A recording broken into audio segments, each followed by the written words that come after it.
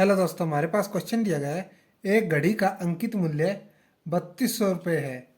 इसे दो क्रमिक बट्टों के साथ 2448 में बेचा जाता है। यदि पहला बट्टा 10% हो तो दूसरा बट्टा कितना होगा। तो दोस्तों, इस तरह के सवाल जब भी हमारे पास एग्जाम है तो हम कैसे करेंगे।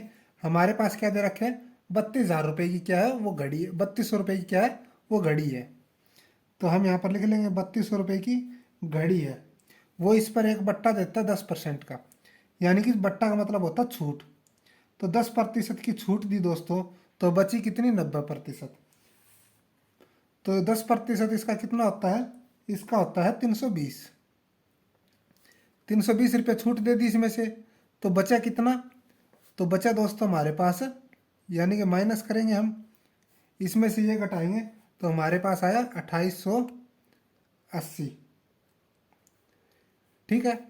अब क्या कर रहा है, इस पर भी कुछ ना कुछ छूट दी, जो क्या कहलाएगा हमारा दूसरा बट्टा। वो दूसरा बट्टा देने के बाद वो चीज़ उसने कितने में बेची, 2428 में। तो 2428 में बेची, 2428 रुपये में बेच दी। तो हमें पता करना है कि ये बट्टा है वो कितना प्रतिशत है। ठीक है दोस्तों, अब हम क्या करेंगे, इसका और इसका अंतर लेंगे, माइनस करेंगे। तो माइनस करने के बाद हमारे पास क्या आएगा, हमारे पास आएगा दोस्तों 432 रुपये।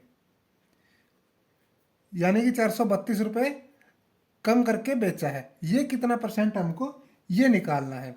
तो 432 हमारा क्या है, अंतर आया, कितने पे आया, इस पे 2880। प्रतिशत के लिए 100 लगा देंगे।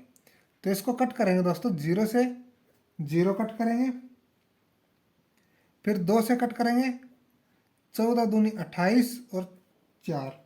इसको भी 2 से कट करेंगे, 2 दूनी 4, 2 एकम 2, 2 छिक 12। फिर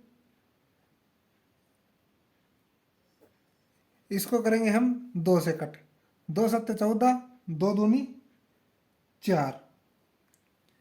इसको भी 2 से कट करेंगे दोस्तों, 2 कम 2, 2 पंजे 10, 2 अट्ठे 16। तो इसके बाद क्या होगा,